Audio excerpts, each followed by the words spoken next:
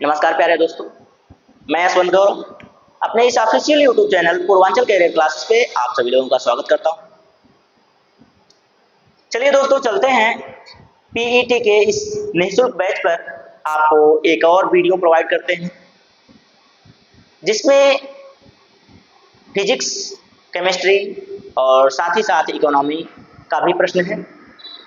आइए देखते हैं आप लोग कितना बढ़िया परफॉर्म करते हैं इन प्रश्नों पर, जो कि आए हुए चुनिंदा प्रश्न हैं, जिसमें आप लोगों को यह विश्वास हो जाएगा कि आपके पेपर में ऐसे ही प्रश्न आएंगे तो आप आसानी से कर ले जाएंगे। तो देर ना करते हुए आइए शुरू किया जाए।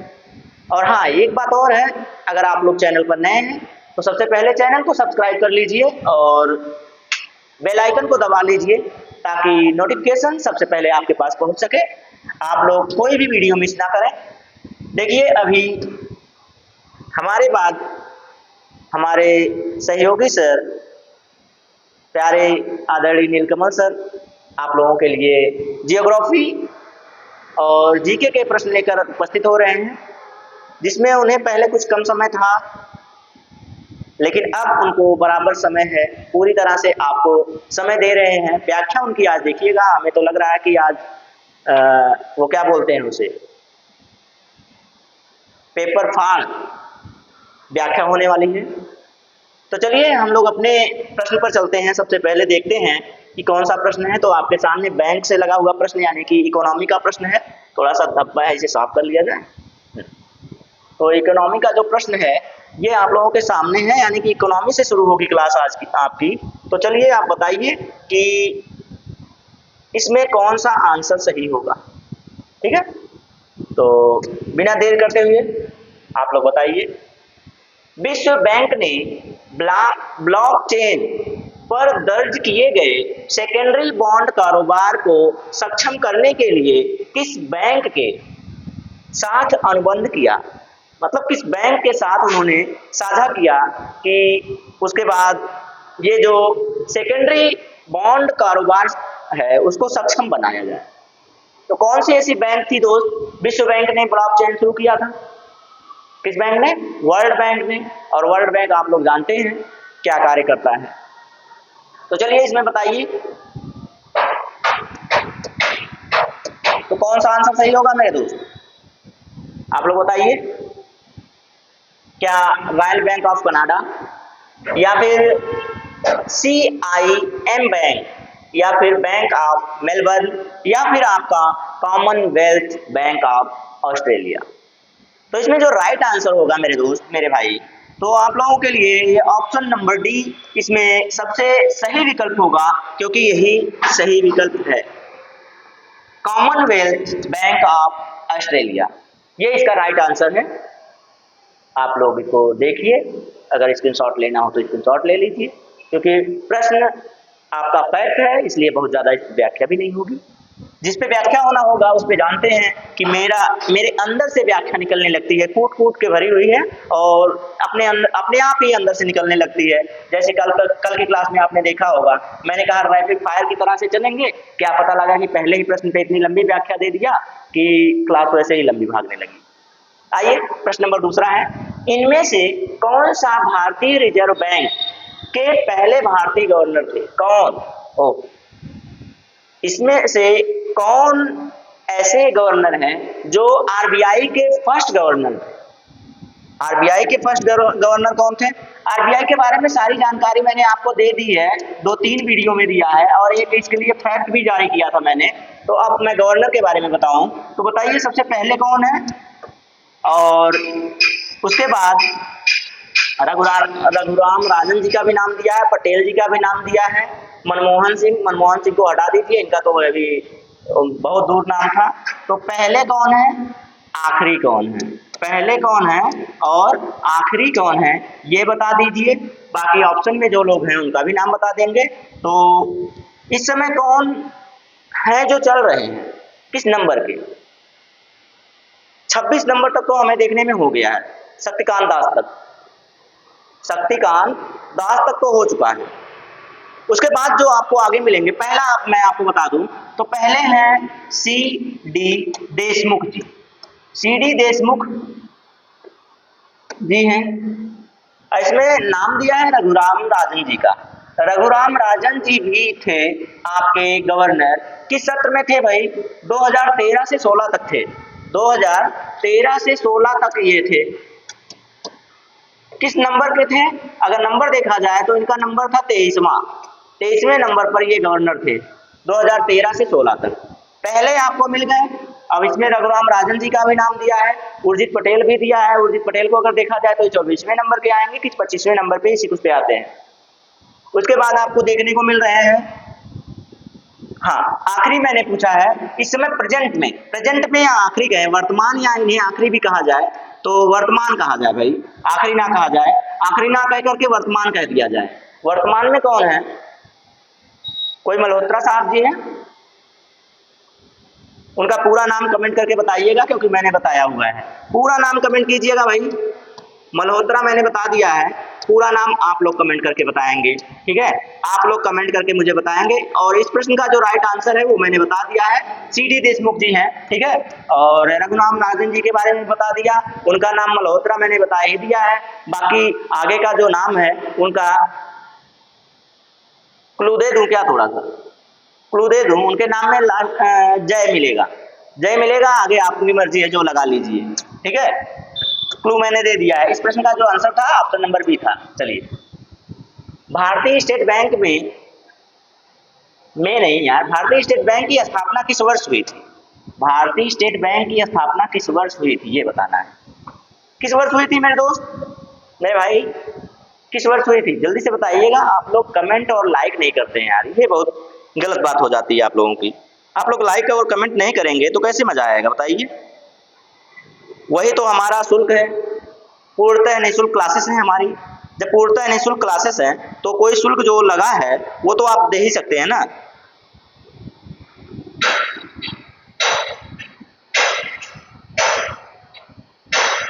बताइए, आप लोग लाइक कमेंट नहीं करेंगे तो फिर क्या ही मतलब रहेगा? बता दीजिए आप लोग।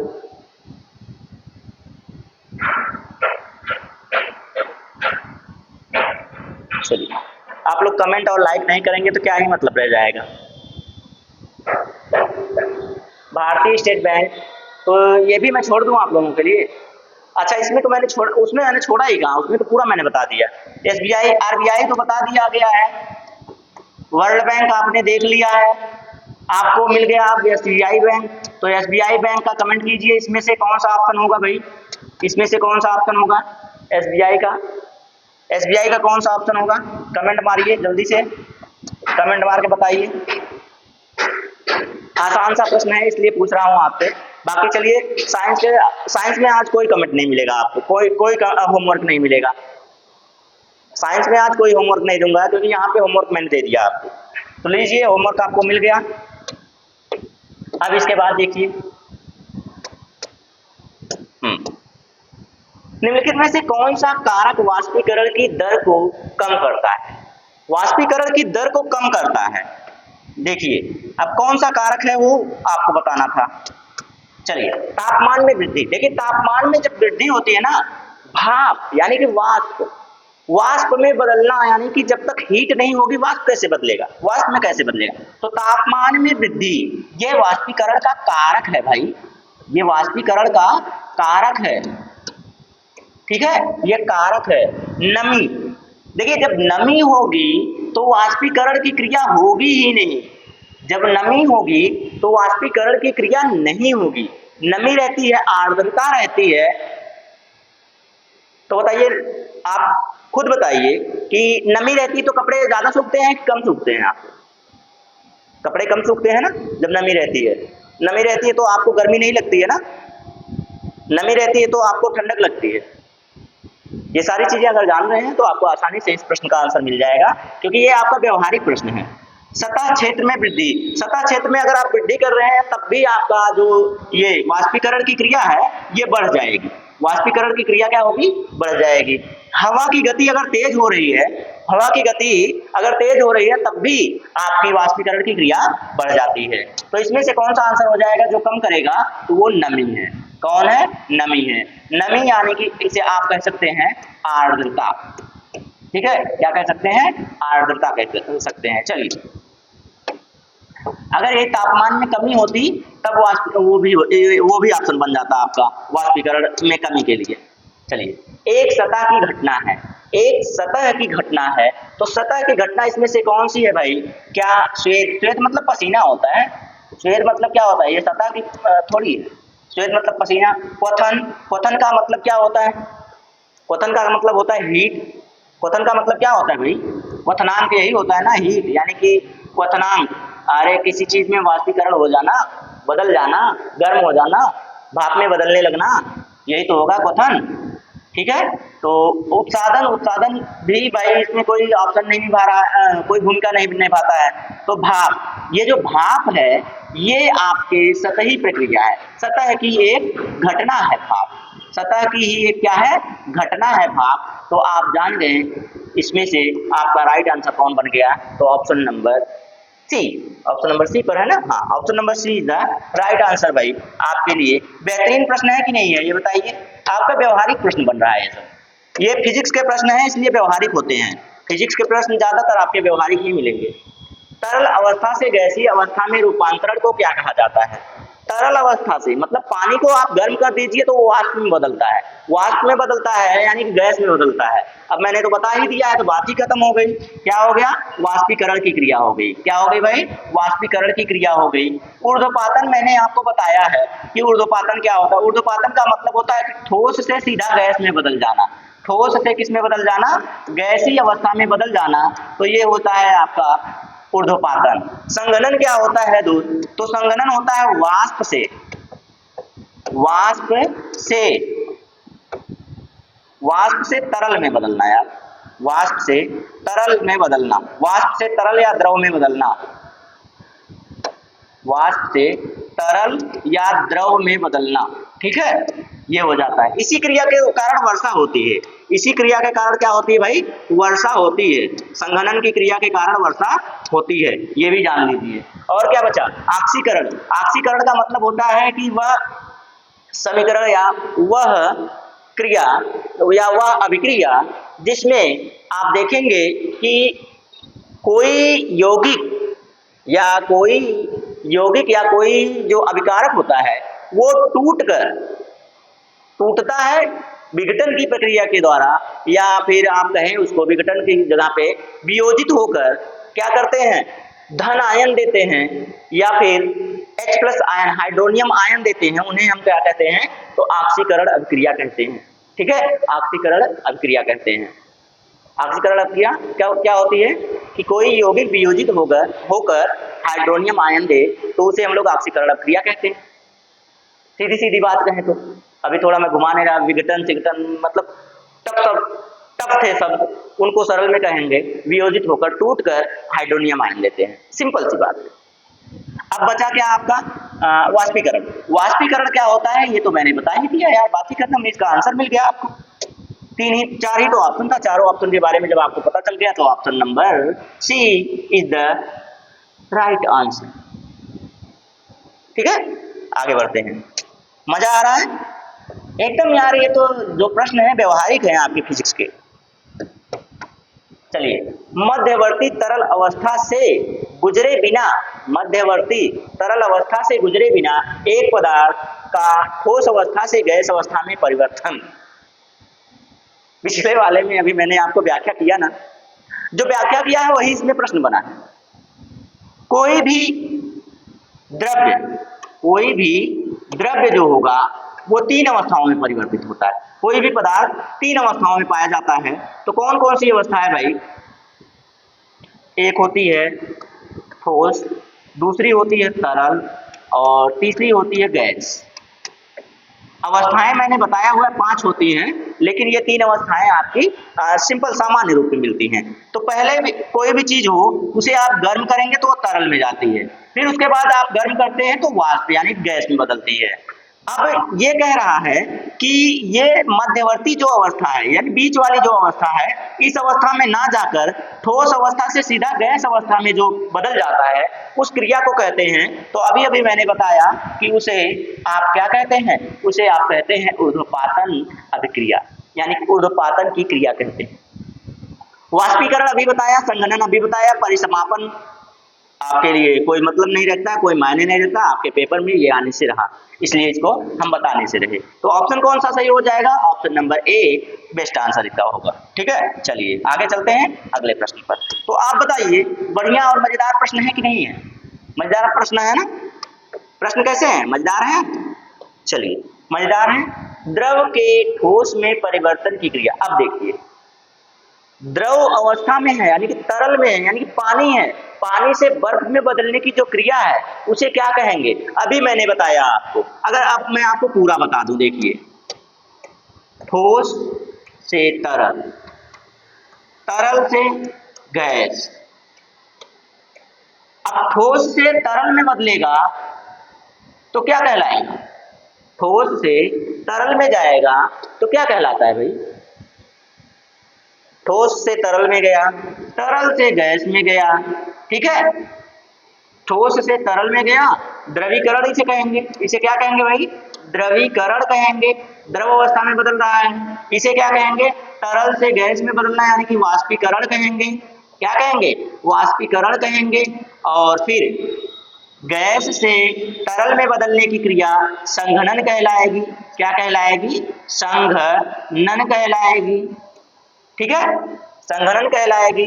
और तरल से गैस में आने की क्रिया को हिमीकरण कहेंगे। हिमीकरण कहेंगे, ठीक है, हिमीकरण कहेंगे।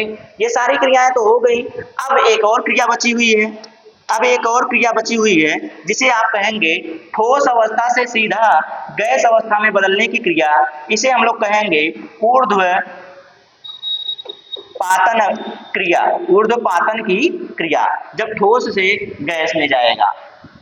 ठीक है, तो ये सारी क्रियाएं आपकी अरे भाई संलयन, यार संलयन तो अलग ही बात आ गई, विखंडन आ गया है, हिमीकरण पूछा क्या है? द्रव से ठोस। देखिए, द्रव से ठोस देखिए कहाँ है, द्रव है, द्रव से ठोस में बदलना हिमीकरण कहलाएगा। इस प्रश्न का जो आंसर है वो तो आपको मिल गया, इस प्रश्न का आंसर मिल गया। ठीक, मिल गया कि नहीं मिल गया? मिल गया। उत्सादन क्या कहलाता है? तो उत्सादन को क्या कहेंगे भाई? गैस से, हाँ, गैस से ठोस में आने को, गैस से ठोस में आने को उत्सादन कह देंगे। और संलयन क्या होता है? तो मेरे भाई ये तो बहुत बड़ी क्रिया हो गई। संलयन की क्रिया के द्वारा सूर्य हमें प्रकाश देता है, सूर्य का प्रकाशित होना, सूर्य का प्रकाशित होना जो है ये क्या होता है? तो इसे कहते हैं नाभिकीय संलयन, नाभिकीय संलयन कहेंगे भाई इसको। ये तो अलग ही आ गया इसमें। ठीक है, विखंडन, विखंडन का मतलब होता है कि टूटना, विखंडन का मतलब होता है, क्या होता है?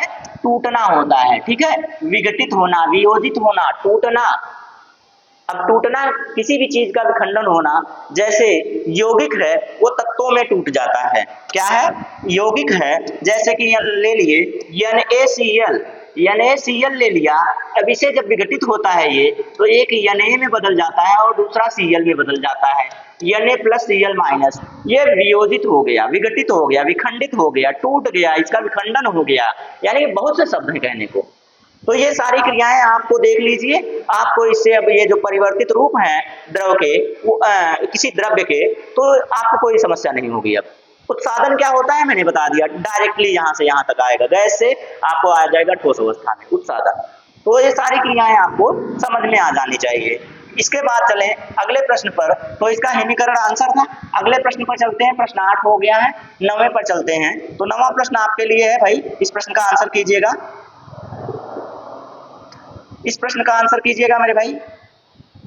Lie detector, lie detector. अब लाई डिटेक्टर का मतलब होता है कि झूठ पकड़ने वाली मशीन, झूठ पकड़ने वाली मशीन।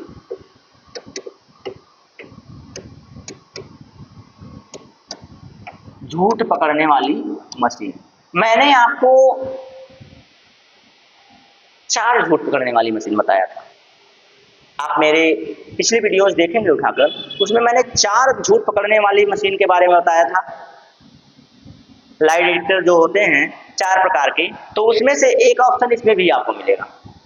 कौन सा ऑप्शन है, पहले मैं सभी ऑप्शन को बता दूं, उसके बाद देखते हैं। सिस्मोग्राफ। अरे यार, सिस्मोग्राफ से तो आप भूकंप की तीव्रता मापते हैं ना, भूकंप की तीव्रता, यही तो मापते हैं इससे। बैरोग्राफ, अरे बैरोमीटर या बैरोग्राफ यार, वायुमंडलीय दबाव, वायुमंडलीय दबाव की रीडिंग देना, ठीक है। अब ये देखिए, पोलरीमीटर आपके लिए यहाँ कोई मतलब नहीं रखता है। बचा क्या फिर, पॉलीग्राफ। क्या बचा, पॉलीग्राफ। ये जो पॉलीग्राफ है, पॉलीग्राफ ही झूठ पकड़ने की मशीन है एक, पॉलीग्राफ ही झूठ पकड़ने की मशीन है। और आप देखेंगे कि और कई तरीके से भी झूठ पकड़ने का होता है, तरीका होता है। तो आप मेरे पिछली वीडियोज पर जाएंगे तो मैंने 4 तरीके बताए हुए हैं। उसके चारों तरीके जो होते हैं लाइट डिटेक्टर के, वो सारे के सारे मैंने बताए हैं कि कैसे कैसे क्या किया जाता है, ठीक है। चलिए, अब इस प्रश्न का तो आंसर मिल गया आपको। आगे चलते हैं अगले प्रश्न पर। एक एक ऑप्शन मैं ज्यादातर छोड़ देता हूं ताकि आप लोग भी थोड़ा ट्राई किया कीजिए। शक्ति ज्ञात करने का सूत्र है, शक्ति ज्ञात करने का सूत्र है, तो जरा ये बताइए, कार्य बटा समय, समय बटा क्षेत्रफल, कार्य बटा समय। भाई अब टाइपिस्ट महोदय को हमें डांटने का मन कर रहा है थोड़ा सा। चलिए, इसमें और इसमें आपको कोई अंतर दिख रहा है? ये दोनों ही तो W/T है, दोनों ही तो W/T हैं यार। अब दोनों ही W/T हैं तो दोनों ही आंसर बन गए, बात ही खत्म है। आगे बढ़ते हैं, फिर आगे बढ़ते हैं। और ये देखिए, समय जिसमें पहले हो उसका कोई महत्व नहीं होता है यार। समय में भाग देने से कोई मतलब नहीं होता है, समय में भाग देकर कोई सूत्र ही नहीं बनता है। समय में गुणा देकर, अच्छा हाँ यार, ये ऑप्शन हमें याद आ रहा है,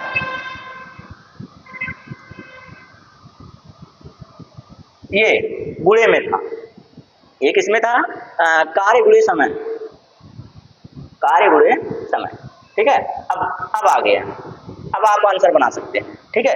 इसका आंसर अब आप आसानी से बना सकते हैं। तो उन्होंने ऑब्लिक लगा दिया है जहाँ मल्टीप्लाई था, मल्टीप्लाई के जो चिन्ह है उसको उन्होंने परिवर्तित करके ऑब्लिक बना दिया था, इसलिए उनका गलत हो गया था। चलिए, प्रश्न नंबर 11, प्रश्न नंबर 11 को बताइएगा जरा। किस भौतिक वैज्ञानिक के सम्मान में ध्वनि के एसआई मात्रक को नाम दिया गया है?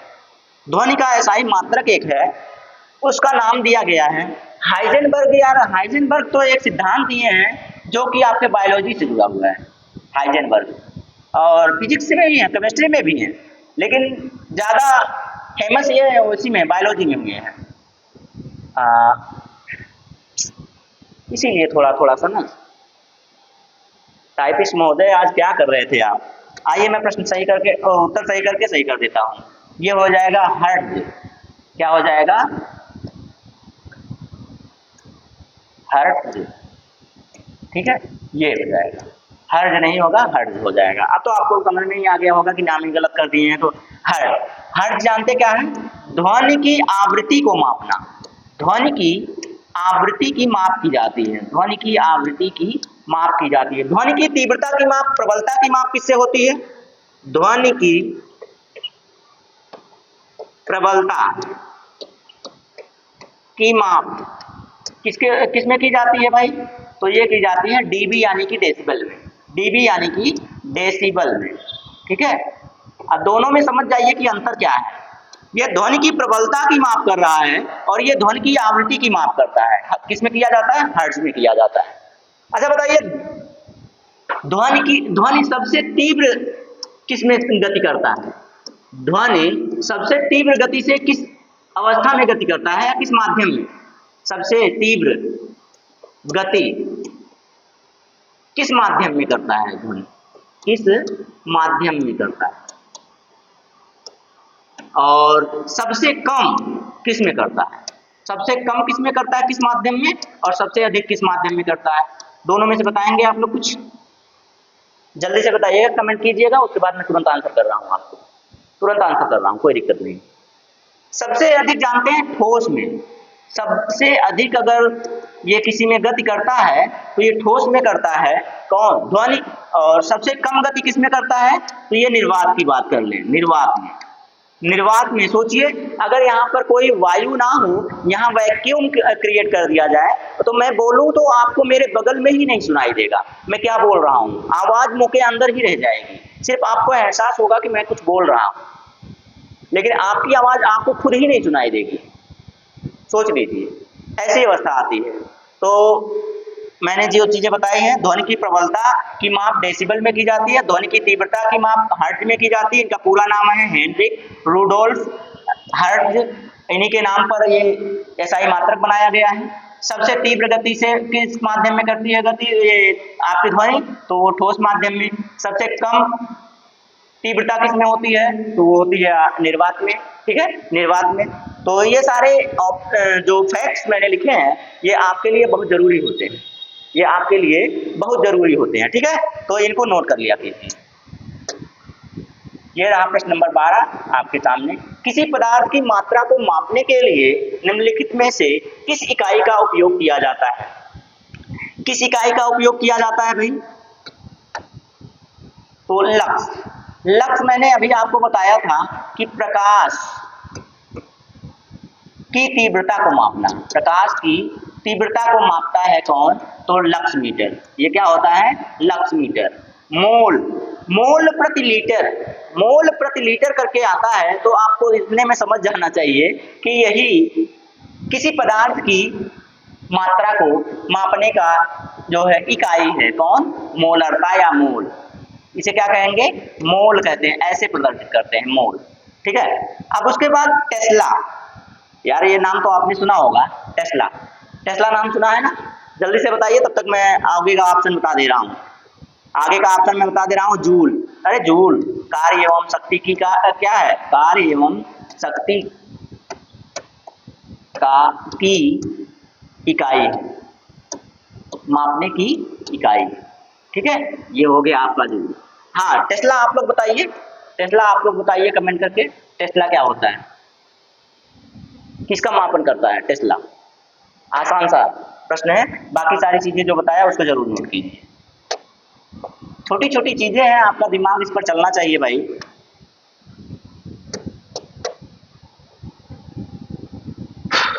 एक लीटर पानी का भार 1 केजी होता है, 1 लीटर पानी का भार 1 केजी होता है। कितने घन मिलीमीटर पानी का भार 0.1 ग्राम होगा? तो इससे मानक माना है, लेकिन 1 लीटर को ग्राम में ले जाएंगे 970 ग्राम होगा, 1 किलो नहीं होता है, 1 किलो से कम होता है, थोड़ा माइनस सा अंतर होता है। तो 1 केजी बराबर 1 लीटर बराबर थोड़ा सा कम मात्रा होती है, तो वो आपके सामने है। लेकिन इसका जो आंसर हो जाएगा वो क्या हो जाएगा भाई? तो हो जाएगा 100 घन मिलीमीटर, 100 घन मिलीमीटर हो जाएगा इसका राइट आंसर, ठीक है। थोड़ा सा प्रश्न में आपको उसने मानक के साथ एकदम बराबर करके दे दिया है, मानक मैंने बता दिया कितना होता है। चलिए, सैन्य पनडुब्बियों में प्रमुखता किस उपकरण का उपयोग किया जाता है? प्रमुखता किस उपकरण का प्रयोग किया जाता है? क्या दूरदर्शी का? नहीं भाई, गैलीलियो महाराज पनडुब्बी में नहीं, ये तो खगोलीय चीजों को देखने के लिए दूरदर्शी बनाया था। किसने बनाया था? गैलीलियो महाराज ने, गैलीलियो महोदय ने बनाया था, ठीक है। सूक्ष्मदर्शी, सूक्ष्मदर्शी सूक्ष्म जीवों को देखने के लिए, सूक्ष्म जीवों को देखने के लिए जिसे आप नग्न आंखों से नहीं देख सकते हैं, ठीक है, जिसे आप नग्न आंखों से नहीं देख सकते हैं। और ये आपके 9th में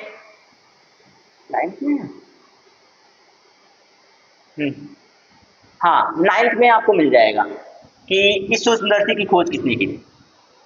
सोच लीजिए। अंतःदर्शी ये क्या होता है यार? एक ऑप्शन तो गलत दे ही देता है। चलिए, परिदर्शी का प्रयोग किया जाता है। किसका प्रयोग किया जाता है? परिदर्शी का प्रयोग किया जाता है, जिससे वो लोग पानी के भी अंदर देख सकते हैं, पानी के अंदर भी देख सकते हैं, अंदर भी देख सकते हैं, ठीक है। चलिए, तो ऑप्शन कौन सा ही हो जाएगा? Option number D is the best answer in this question. इसका सबसे महत्वपूर्ण और बढ़िया बेहतरीन आंसर कौन सा हो जाएगा? Option number D. तो ये लास्ट प्रश्न था। चलिए कोई बात नहीं, कैसी लगी क्लास जरूर बताइएगा, और अगर चैनल पर नए हैं तो चैनल को सब्सक्राइब कीजिए और बेल आइकन जरूर दबाइएगा। बेल आइकन दबाने से ये होगा कि आपको नोटिफिकेशन तुरंत मिल जाएगा जैसे ही हमारी क्लास पहुंचेगी, और आपकी सफलता के लिए हमेशा हम परिश्रम करते हैं और तत्पर रहते हैं कि आपको सफल बनाएं। बस आपका साथ चाहिए होगा, परिश्रम हमारा रहेगा। ठीक है, तो आज के लिए दोस्तों इतना ही।